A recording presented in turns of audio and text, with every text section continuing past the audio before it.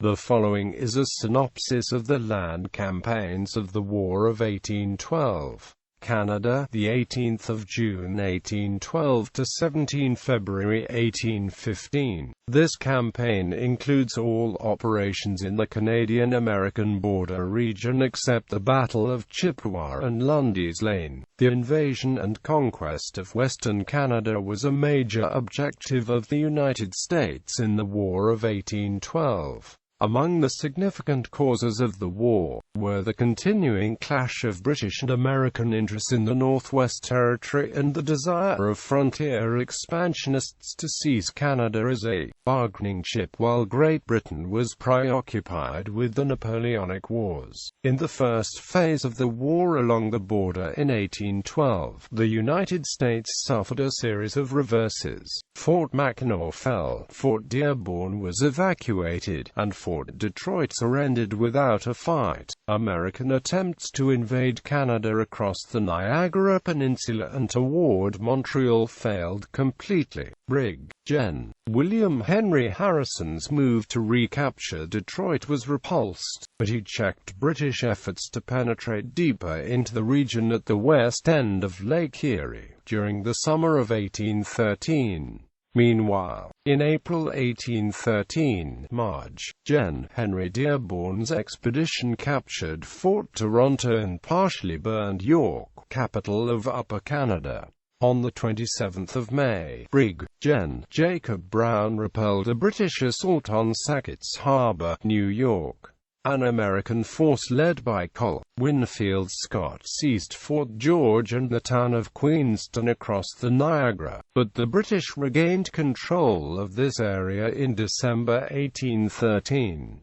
A two-pronged American drive on Montreal from Sackett's Harbor and Plattsburgh, New York in the fall of 1813 ended in a complete fiasco. Commodore Oliver Hazard Perry defeated the British fleet on Lake Erie, opening the way for Harrison's victory at the Thames River, which re-established American control over the Detroit area. A campaign streamer, which was embroidered Canada, the 18th of June 1812 to 17 February 1815, was awarded for this campaign. Chippewa, an American advance from Plattsburgh in March 1814, led by Maj. Gen. James Wilkinson, was checked just beyond the border, but on the 3rd of July, 500 men under General Brown seized Fort Erie across the Niagara in a coordinated attack with Commodore Isaac Chauncey's fleet designed to wrest control of Lake Ontario from the British.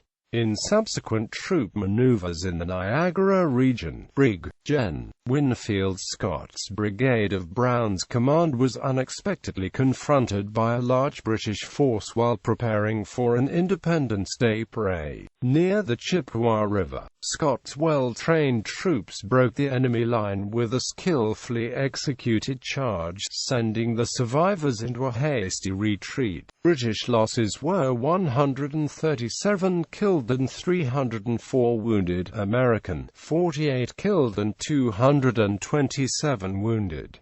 Lundy's Lane. After Chippewa, Brown's force advanced to Queenstown, but soon abandoned a proposed attack on Forts George and Niagara when Chauncey's fleet failed to cooperate in the operation. Instead, on 24-25 July 1814, Brown moved back to the Chippewa preparatory to a cross-country march along Lundy's Lane to the west end of Lake Ontario. Unknown to Brown, the British had concentrated about 2,200 troops in the vicinity of Lundy's Lane and 1,500 more in Forts George and Niagara. On the 25th of July, Scott's brigade, moving again towards Queenstown in an effort to draw off a British detachment threatening Brown's line of communications on the American side of the Niagara, ran into the enemy contingents at the junction of Queenstown Road and Lundy's Lane. The ensuing battle, which eventually involved all of Brown's force and some 3,000 British, was fiercely fought and neither side gained a clear-cut victory. The Americans retired to the Chippewa unmolested, but the battle terminated Brown's invasion of Canada. Casualties were heavy on both sides, the British losing 878 and the Americans 854 in killed and wounded. Both Brown and Scott were wounded, as was the British commander Major General Drummond, and British Lieutenant General Ryle was wounded and captured. British siege of Fort Erie failed to drive the Americans from that outpost on Canadian soil, but on the 5th of November they withdrew voluntarily. Commodore Thomas Macdonough's victory over the British fleet on Lake Champlain compelled Sir George Prevost, Governor-General of Canada, to call off his attack on Plattsburgh with 11,000 troops. Bladensburg.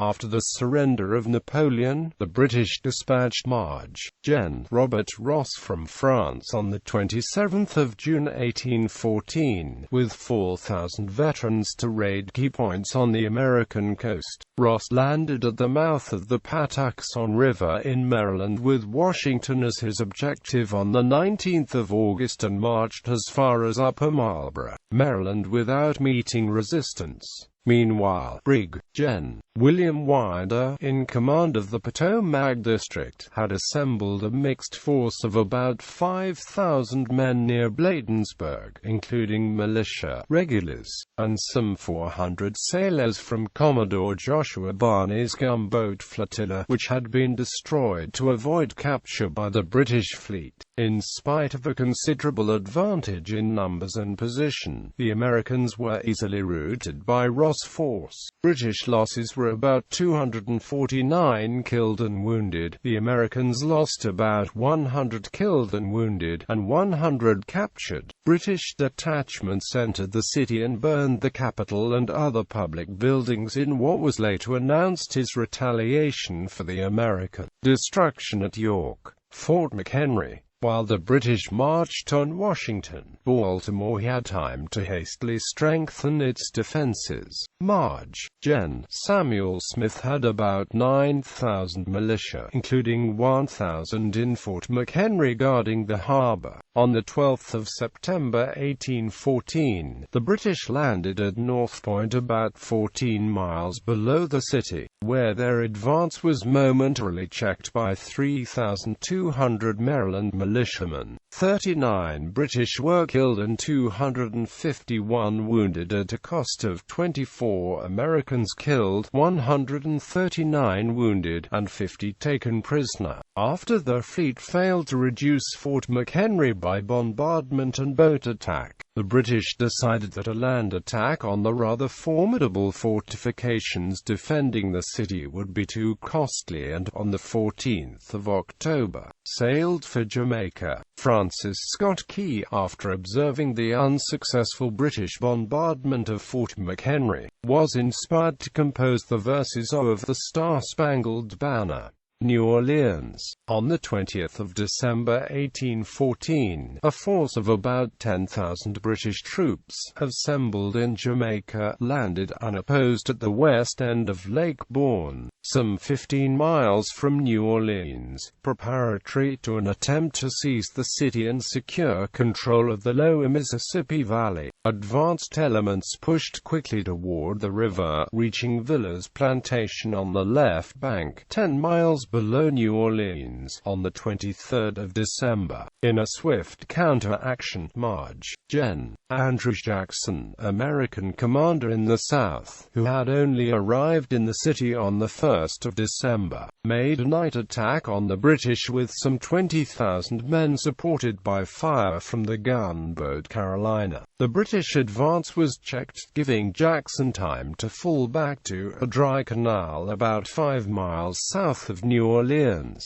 where he built a breastworks about a mile long, with the right flank on the river and the left in a cypress swamp. A composite force of about 3,500 militia, regulars, sailors, and others manned the American main line, with another 1,000 in reserve. A smaller force, perhaps perhaps 1,000 militia under Brig. Gen. David Morgan defended the right bank of the river. March. Gen. Sir Edward Pakenham, brother-in-law of the Duke of Wellington, arrived on the 25th of December to command the British operation. He entrenched his troops and, on the 1st of January 1815, fought an artillery duel in which the Americans outgunned the British artillerists. Finally, at dawn on the 8th of January, Pakenham attempted a frontal assault on Jackson's breastworks with 5,300 men, simultaneously sending a smaller force across the river to attack Morgan's defenses. The massed fires of Jackson's troops, protected by earthworks reinforced with cotton bales, wrought havoc among Pakenham's regulars as they advanced across the open ground in front of the American lines. In less than a half hour, the attack was repulsed. The British lost 291 killed, including Pakenham, 1,262 wounded, and 48 prisoners. American losses on both sides of the river were only 13 killed, 39 wounded, and 19 prisoners. The surviving British troops withdrew to Lake Bourne and re-embarked on the 27th of January for Mobile, where they defeated a U.S. garrison at the Second Battle of Fort Bowyer. On the 14th of February, they learned that the Treaty of Ghent, ending the war, had been signed on the 24th of December 1814.